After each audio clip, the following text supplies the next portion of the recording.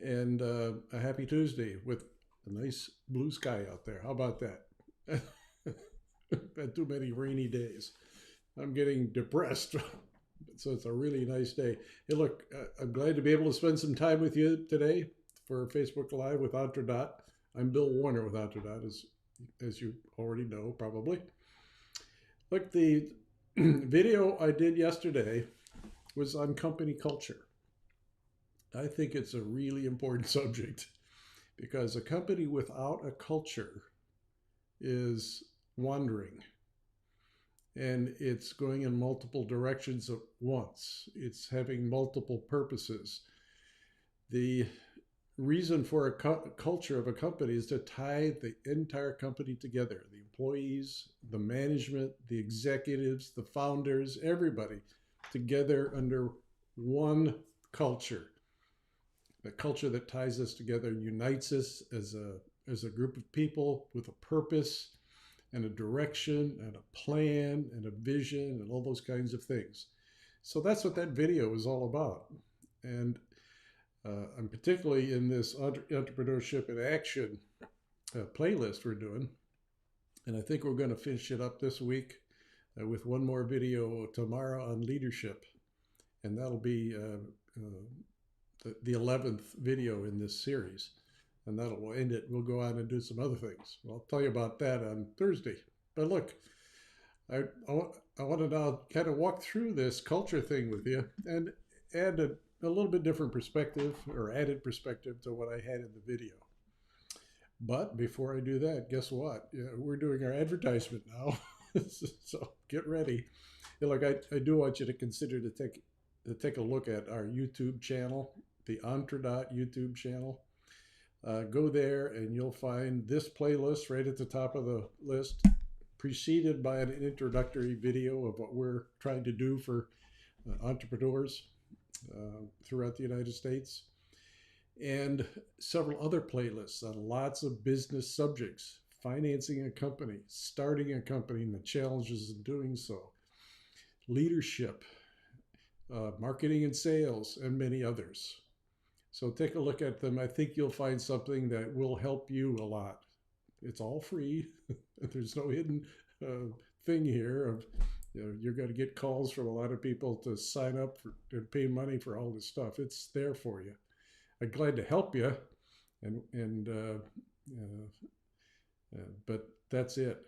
So ask your questions, comment on them, and I'll respond in YouTube as well. So that's it. Subscribe also, please. Love to have you aboard. You'll get the notice of when we have new videos. So let's get on into this. The way I net all of this out is that the culture of a company is all about creating trust throughout the organization. Trust. That means we trust each other implicitly. But trust isn't built like, okay, we're going to trust each other now. No, it's built over many months of communications on what your culture is and living the culture and catching each other when you're not and correcting yourselves. So trust is something that needs work. It just doesn't happen. And by the way, the work to maintain trust never ends. It will occupy your time for the life of the company, particularly the top executives of the company and particularly the founders of the company. Building trust is an ongoing activity by everyone. A really, really good culture is built on trust. That's the premise of this whole video and this whole rant I do about the importance of a culture. So in the video yesterday, I talked about these 6 things that help to build trust. It starts with the founders and executives of the company communicating the values of the business. Like who are we? What is our purpose? Why do we exist at all? Who are we serving? What are we trying to achieve in the long run? What does the future look like for us? What is this new future we're trying to create? These are all kind of soft things, but the values of a company are kind of important. We believe in each other. We listen to each other generously. All sorts of soft things that go on inside a team of people in multiple teams across the company that are important. And the set of values that you have in your company has to be communicated. So, in so doing, there's a sense of openness. Excuse me, my cat is scratching on my papers on my desk, trying to get attention here. Sorry to interrupt you. He's going away now. So look, there's a sense of openness and transparency as the executives of the company instill this trust and communicate the values of the company. Open communications. Openness has a lot to do with being transparent as well. So when asked questions, when an employee asks a manager or an executive or a founder a question, those people are open in their answers. They don't sugarcoat it. They tell the truth. It's straightforward. It's concise and responsive. And follow-up questions may come at you, and you do the same. And you're open with each other and transparent with each other. You don't try to sugarcoat stuff. You want to let people know what's going on. And you're doing it in an open way. And you're showing your commitment to the values of the company and to the plan of the company, the vision of the company in this open way. Communications is the channel through which all of this is happening. This openness and this commitment, the communications have to be clear. You have to be able to listen to people and listen with generosity. You've got to talk straight, and you've got to be meeting people. I used to do management by walking around, MBWA, abbreviation for it. And it's a great way to reach out to people in the company, periodically, do 2-3 of these a week. If you got an office building, that is, to walk around in. But you can do it over Zoom as well. You can do it via telephone calls. So you meet people, kind of ask how they're doing, talk about new things that are going on in the company, achievements that have been achieved. Let people know what's going on. Communicate, communicate, communicate. I've said this time and time again that you're never done communicating either. You think you've communicated enough? Well, forget it. You haven't. Keep on going. There is never enough. It's a steady drumbeat of information and communication exercised through openness and transparency as you communicate what this company is all about. From vision to plan to customer issues, anything. So as you're doing this, though, there's a certain characteristic of each of you that is caring for other people. You're honestly showing that you care about others. And there's compassion in the manner in which you do it. And you show that you're really sincere. There's a flavor of empathy in what you're doing as well. That is, you're not only listening for what they're saying, but you're also listening for how are they feeling about this? Where are they coming from? Why are they saying it in the way they're saying it? What's going on with them? Trying to get underneath, the root cause of questions that are getting asked to you in certain ways. If somebody's shouting at you, they're angry. That's a pretty obvious one. But the empathy and the listening for empathy is much more subtle. And it has a lot to do with really turning off your brain from trying to construct a response to what you're hearing, to hearing it completely first. Not only the content of what somebody's saying, but how they're saying it, and why, and perhaps why they're saying it the way they are. So that's how the relationship of founders and executives and employees all work together in creating a culture of the company. But another important aspect is when people do something really, really well, they should be recognized. This could be as simple as saying thank you for something being done. Direct one-on-one between two people. Thank you for bailing me out of that situation. Or thank you for handling that email I asked you about.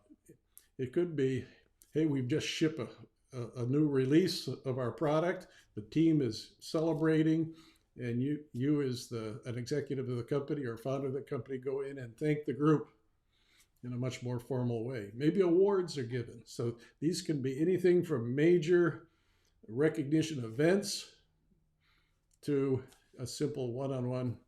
If you can shake a hand or bump an elbow, thanking them for a job well done and everything in between.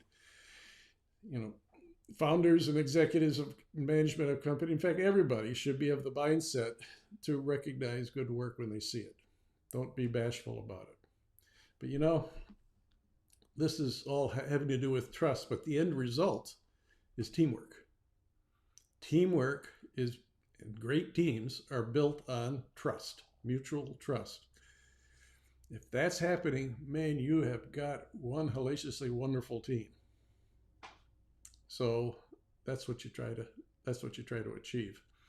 But a company that has not built the trust is going to have teams that are suffering. See, what happens if there's not trust and there's not good communications? It's kind of human nature that people who want to know what's going on look at other means of trying to figure out what's going on in the company, and they're basing it on snippets of information and often get it wrong. And then they make up stuff that's perhaps not even true. And confusion arises as a result. Mistrust arises as well sometimes if people aren't communicating with each other and building trust. So that's kind of a long-winded explanation of what trust is all about and the importance of it in building a culture of a company. So that's it. Nurture your culture always. Everybody nurtures the culture of the company. It's built on trust, and that's what you try to accomplish.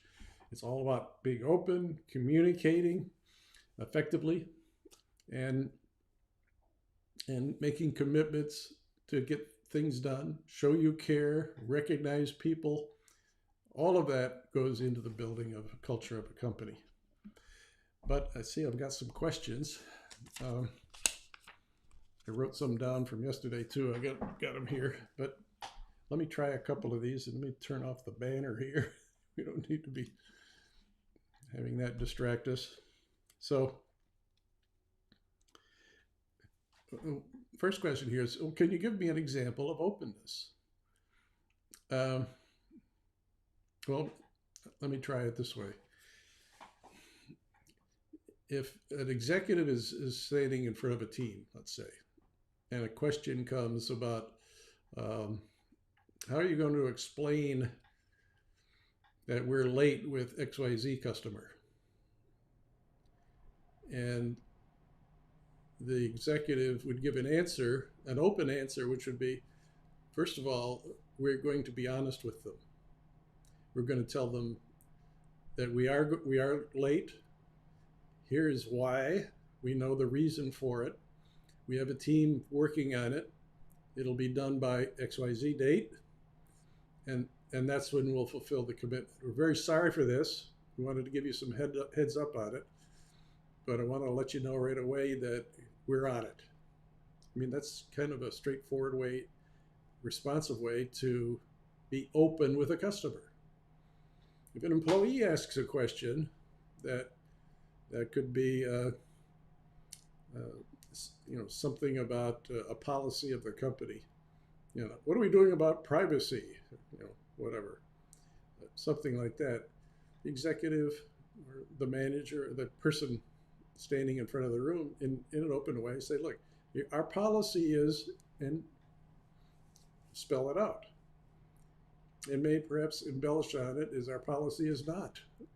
You do the converse of it. But in succinct language that clearly answers the question without excuses for it or wandering off in kind of details that aren't necessary, a straightforward answer as to why this is. Kind of net it out real quick. So being open is also being transparent. If an executive is asked what do they think about something, they should say so. Here's what I think about that, and here's why I think that. And that's a little bit dangerous because it may wrinkle some feathers out in the audience or in the team somewhere. But if the person doesn't do this in an open way, guess what happens? The audience makes up the answer that was missing. Or the reaction that they get, or the reaction they have to the answer is going to be pretty negative, and they're going to walk away disgruntled. So that's why it's kind of important to be open and transparent. One person was apparently in wonderment that I even brought up the subject of empathy. So what is empathy? Why empathy is the question. What does empathy have to do with being in business? It has a lot to do with communicating effectively with people. It's understanding where they're coming from. Man, if you're able to listen that way and prevent all of what's going on in your brain while somebody else is talking, man, you have accomplished something.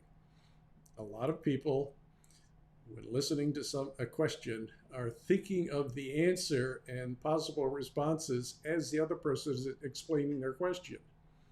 Therefore, communication is already broken down somewhat because the person to whom the question is being asked is really not listening. So a policy that you might want to, well, it's not a policy, a practice you want to kind of follow maybe is when someone's asking a question, shut your brain down just to listen and listen for empathy. I think it's important. And quite frankly, I've read a lot of articles that show that it's kind of important too. It's important that you listen for content and you listen for, in an empathetic way, you listen for where they're coming from. You become a very powerful listener, and you'll have a very powerful answers done in the context in which they want to hear you. So that's important.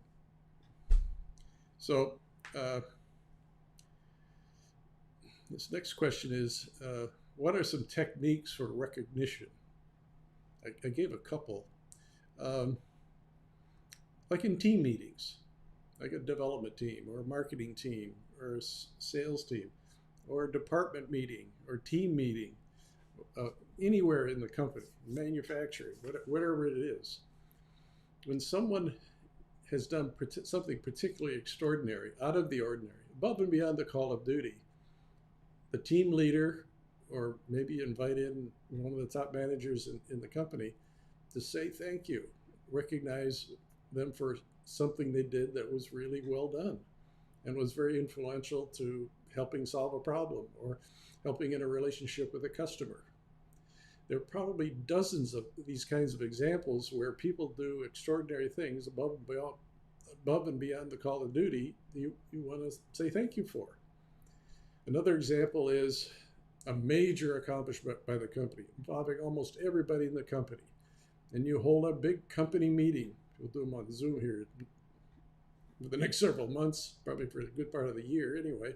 But however you do it, you make a big deal that you've just shipped release 6.3 that had 48 great new features, or you have achieved a higher level quality in manufacturing than you ever have before, a goal that was set 6 months ago that you have finally met on schedule, is another example of an event that could bring in all the manufacturing people on Zoom and thank them for a job well done. And then give them the next target for achievement at the same time. But there's a few examples. So I've gone on for now 21 minutes. I think I don't want to go any further. But thanks for joining us. I hope this was helpful, and look forward to our next video on leadership tomorrow, Wednesday, which will be published around 10 o'clock in the morning, as they usually are. Hope you enjoy that one as well. And join us on YouTube, and join us live every Tuesday and Thursday at noon. So I'll see you live again on Thursday. Have a great day.